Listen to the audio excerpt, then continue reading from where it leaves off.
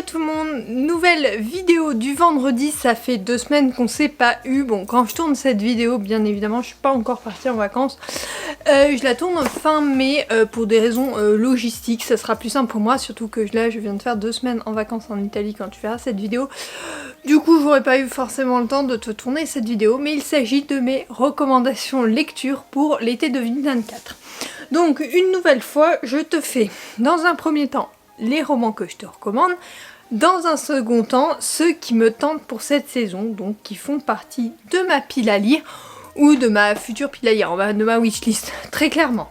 Donc je vais te conseiller 8 romans ou sagas et je vais te parler de 4 romans dont j'aimerais découvrir l'histoire cet été, donc bah c'est parti, je te laisse avec la suite.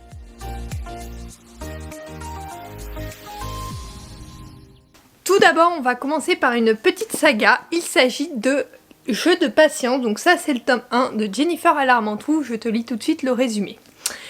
Ne jamais ôter son bracelet, être ponctuel, ne pas attirer l'attention. Tels sont les 3 préceptes qu'Avery s'est imposé pour son entrée à la fac. Une stratégie que le séduisant Cameron Hamilton pourrait bien déjouer à coups de regards pénétrants et de sourires enjôleurs. Patient et obstiné, lorsque Cam a jeté son dévolu sur quelqu'un, il ne recule devant rien. Rien excepté peut-être le passé d'Avery, qui semble s'acharner à ressurgir. Ensemble, seront-ils capables d'affronter le souvenir de cette terrible nuit qui, 5 ans auparavant et à des kilomètres de là, a tout changé. Donc là, c'est une petite romance que j'avais beaucoup aimée, donc il y a plusieurs tomes, il y en a 6. Et moi j'avais beaucoup aimé cette romance, j'avais passé de bons moments, donc c'est sur des personnages différents à chaque fois. Pourtant on arrive à rentrer dans l'histoire, bon ils ont tous plus ou moins un rapport, c'est un peu comme des spin-offs avec des couples différents à chaque fois, mais on ne les retrouve pas forcément beaucoup par la suite, mais on les retrouve un peu. Donc en fait ce roman c'est vraiment quelque chose que j'ai beaucoup aimé parce que bah voilà, c'est détente, c'est une romance qui se lit facilement, on ressent vraiment les émotions des personnages et tout ça. Donc je trouve qu'elle est parfaite et elle s'inscrit bien dans l'été, surtout si tu ne connais pas Jennifer Armentrout, parce que ces dernières sorties, comme je te l'ai dit dans mon Wiki Vlog, j'ai eu beaucoup de mal, pourtant celui-là il est génial. Ensuite nous avons un Erika Boyer, donc il s'agit de Sous le même ciel, donc moi je l'ai en hardback dur, donc il est juste magnifique, je l'avais fait dédicacer au moment où je l'avais acheté au salon Romance Fave, donc l'année dernière, j'y suis pas allée cette année, donc j'ai son petit marque-page que je laisse toujours dedans et il est très joli à l'intérieur. Je te lis le résumé. Alexandro n'a eu d'autre choix que de suivre ses parents qui ont décidé de quitter l'Espagne pour s'installer en France. Taciturne et introverti, il a peur de ne pas réussir à trouver sa place dans cette nouvelle environnement et s'inquiète que ses différences l'empêchent de se faire des amis. Mais ses craintes se meurent lorsqu'il rencontre son voisin, Hugo. Jovial et chaleureux, ce dernier aime l'accent hispanique du garçon d'en face, tout autant que son prénom et ses étonnants cheveux longs. Alors aussi vite que le permet l'innocence de leur jeune âge, les deux enfants se lient d'amitié. Sous le ciel de la ville d'hiver, Alexandro et Hugo deviendront des hommes. Ils découvriront l'amitié et l'amour et embrasseront la vie pour comprendre le véritable sens. Alors, autant te dire que c'est une romance qui m'a beaucoup plu. Alors, pourquoi je l'ai sélectionnée? C'est parce que je trouve que la couverture et le titre font penser tout simplement à l'été. On a vraiment donc là une romance assez originale dans sa manière d'être rédigée et dans sa manière dont elle est, comment on peut dire ça, comment elle est développée sur plusieurs années, et on a des lettres, on a des messages écrits entre les personnages, et surtout on a l'évolution des personnages à chacune des étapes charnières d'une vie et d'une romance du coup, et j'ai trouvé ce roman magnifique, c'est pour ça que je l'ai mis dans ces petites recommandations. Ensuite, celui-là fait partie de mes recommandations à cause de l'univers. Il s'agit de Sin, donc ça c'est le tome 1, Last Resort de Kay Brockberg. Pourquoi? Parce que on est dans un univers de vacances, donc je le trouve parfait pour l'été. Il y a plusieurs tomes, je crois qu'il y en a 3, qui sont sortis chez Hugo, avec des couples différents à chaque fois, mais qui rappellent les vacances tout le temps, donc c'est bien sympathique. Cet homme vêtu d'un costume parfaitement coupé et qui émane une combinaison envoûtante de richesse, de rébellion et de sex appeal, après une telle nuit toujours perchée sur mon petit nuage, je plane encore lorsque je m'apprête à faire connaissance de mon nouveau client. Et il est là, arborant ce même sourire dangereux qui m'a harponné hier soir. Oui, je suis consultante pour Callan Staper, et oui, Callan Staper, c'est lui. Héritier multimilliardaire qui ne se plie à aucune loi et se joue des conventions, il semble déterminé à mener à bien un dernier projet pour honorer l'héritage de son père décédé, avant de prendre définitivement le large, loin de l'affaire familiale. Heureusement pour moi, ou pas, j'ai été chargée de me rendre aux îles Vierges pour l'aider à atteindre son objectif. Callan ne voit pas d'inconvénient à enfreindre le règlement en vigueur dans sa société qui interdit les relations intimes, mais ce n'est pas mon cas, les enjeux sont trop importants. Bon, tu l'as compris, une romance qui commence au travail, intéressant, et là on est vraiment dans un univers de vacances, de tourisme et tout ça, donc vraiment topissime, et les 3 tomes sont pareils, donc je peux que te recommander les 3 tomes. Ensuite, on passe à un roman un peu différent, beaucoup plus romantique, écrit avec beaucoup plus de romance, on va dire. Il s'agit de Wish, donc ça c'est le tome 1, Suda Kane.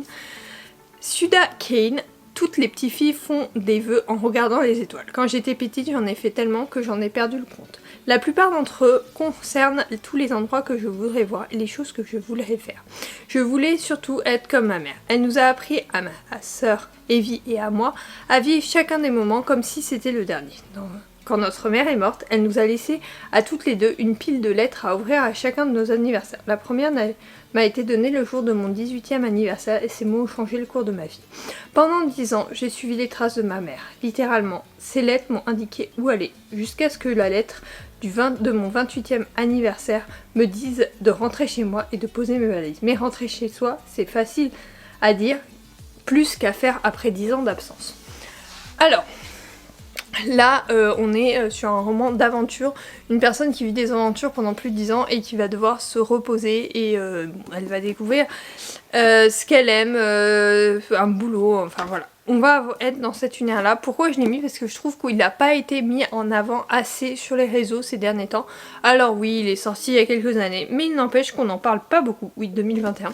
Et pourtant, je le trouve parfait pour l'été. C'est plein d'aventures et tout ça. Et les 3 tomes sont pareils parce qu'on a effectivement, on va rencontrer Evie et d'autres personnages. Donc les 3 tomes, je te les recommande pour l'été parce que c'est un univers plutôt sympathique.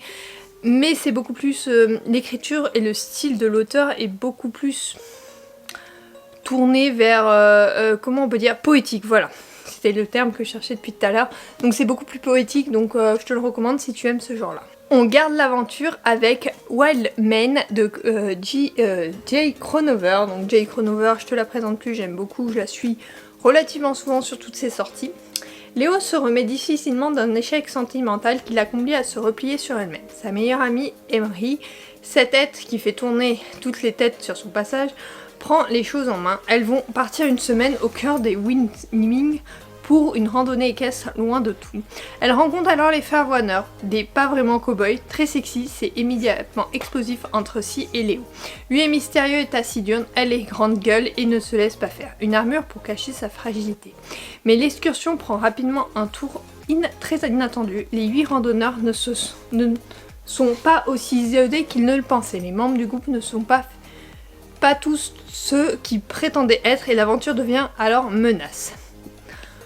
Romance plutôt originale, on est de l'aventure dans de l'équestre et tout ça, bref. Moi j'aime bien l'aventure pour l'été et je trouve que celui-là il est parfait. Il y a 3 tomes pareil, alors là je me rappelle plus si c'est sur des couples différents. Il me semble que oui mais je suis pas sûre. Donc à vérifier, mais en tout cas j'avais beaucoup aimé ce roman et le style d'auteur j'aime bien, donc voilà. Ensuite, je pouvais pas faire un top sans un Emma Green, donc il s'agit de Le goût de mes rêves. Donc celui-là, il est sorti il y a pas très longtemps. L'année dernière, il me semble, oui, parce que je l'ai fait dédicacer, donc l'année dernière. Paris, une colloque de filles à Bastille, des raclettes au printemps, un goût commun pour la cuisine, les chaussures, les chansons cultes et la vie au jour le jour. Olympe et Salomé s'accommodent des petits boulots, de petits plaisirs et de jolis rêves qu'elles savent intouchables. Mais quand le frère de Salomé revient de l'autre bout du monde et s'installe avec elle, leur colloque girl only change brutalement de saveur. Surtout quand Simon accepte de mauvaise grâce la requête de sa petite sœur. Embauche Olympe dans son resto parisien qu'il comptait ouvrir en famille. Un nouveau départ à 3 quand deux membres de cette drôle de brigade n'arrivent pas à se supporter, c'est un pareil fou. Pourtant ce bistrot ressemble beaucoup à leur rêve.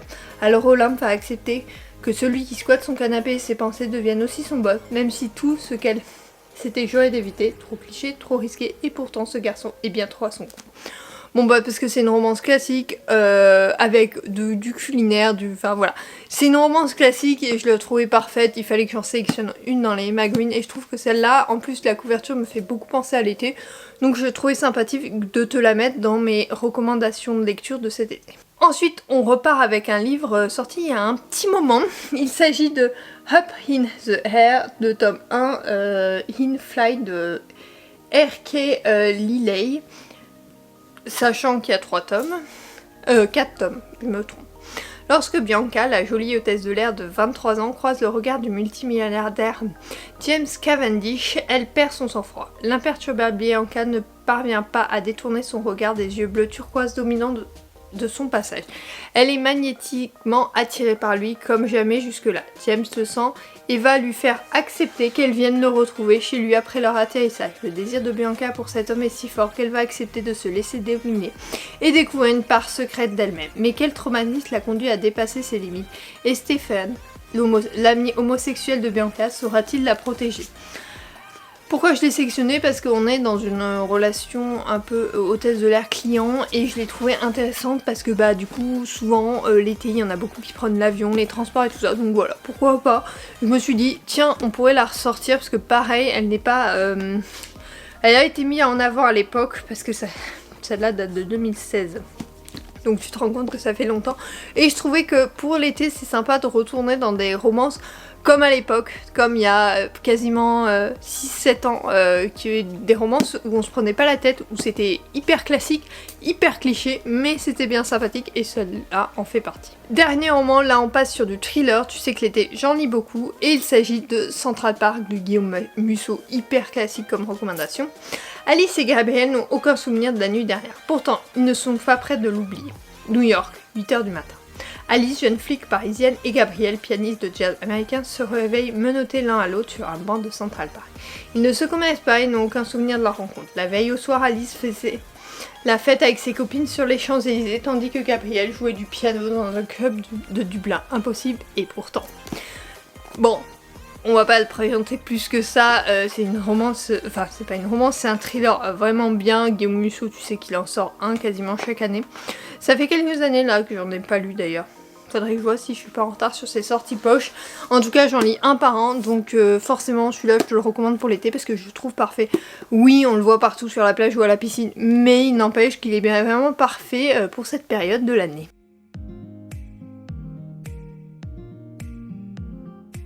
Maintenant on passe aux 4 romans que je compte lire cet été, même s'il y en aura beaucoup plus très clairement et qui font pas du tout partie de ma pile à lire pour les vacances. Donc là tout d'abord c'est La vie d'un simple d'Émile Gulanti. Donc c'est décrit au dos.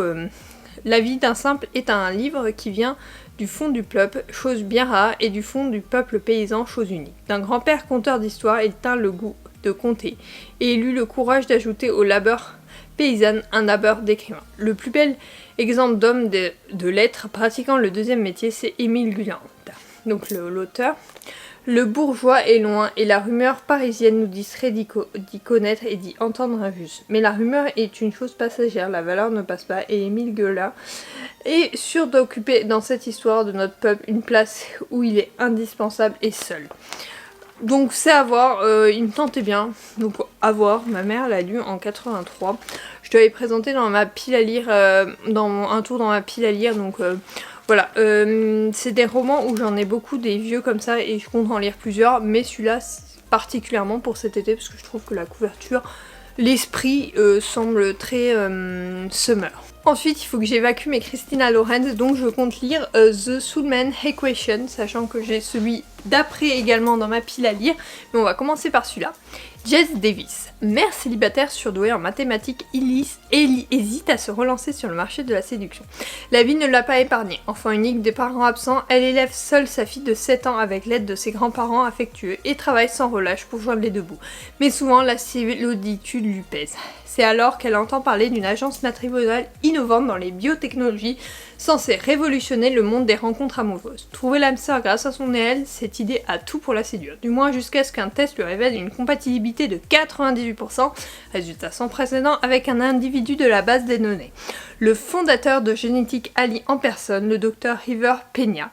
Comment cet homme arrogant et têtu peut-il être son âme sœur? Un tel résultat la laisse perplexe, mais Genetic Ali lui fait une proposition qu'elle n'est pas en position de refuser, être rémunérée pour apprendre à le connaître. En dépit de ses doutes et de son aversion pour River, elle accepte. Propulsé sous les feux du projecteur, le couple Diamant devient la vitrine rêvée pour la start-up Genetic Ali, sur le point d'être cotée en bourse. Et Jess commence à réaliser qu'il y a peut-être autre chose à découvrir sur le scientifique et la science qui se cache derrière le concept d'âme sœur, une réalité bien éloignée de ce qu'elle imaginait.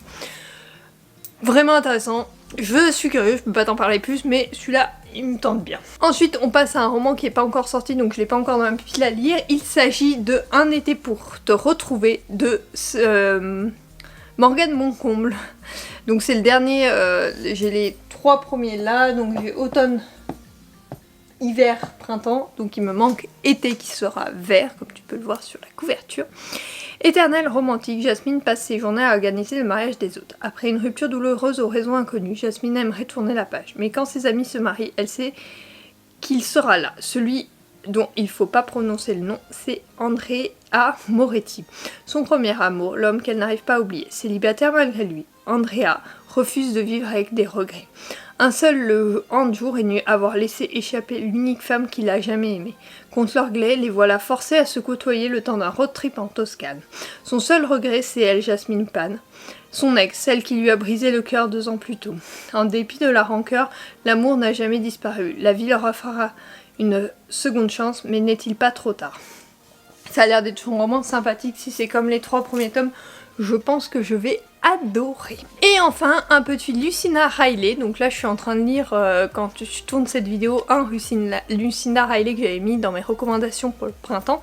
Et celui-là sera dans mes recommandations pour l'été. Pourquoi? Parce qu'il est rose. Oui, je sais pas. Je sais pas, ça fait très été, même les pages sont roses, bref, ça fait été. Donc il s'agit de La lettre d'amour. Donc tu sais que c'est maman qui adore l'auteur. Hein. Donc voilà pourquoi il est là. 1995, Londres.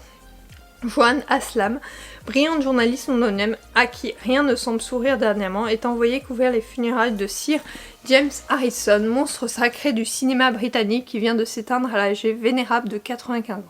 Un reportage mondain qui a peu de chances de lancer sa carrière. Et pourtant, sous le luxe et le glamour qui entourent la dynastie Harrison, Joanna ne tarde pas à découvrir un secret. Déterminée à lever le voile sur plus de 70 ans de mensonges et de mystères, la jeune femme comprend qu'elle est devenue la cible de personnes haut placées, prêtes à tout pour empêcher la vérité d'éclater. Marcus Harrison, le charismatique et très troublant petit-fils du grand acteur, serait-il un allié ou un ennemi dans cette quête de vérité?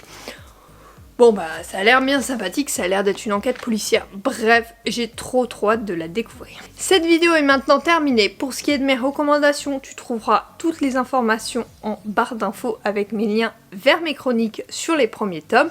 Pour ce qui est des lectures que je lirai cet été, n'hésite pas à suivre mon wikivlog ou mon compte Instagram. Souvent, je te poste tout là-bas. Sur ce, je te fais de gros bisous et je te dis normalement à la semaine prochaine pour une nouvelle vidéo. Bye!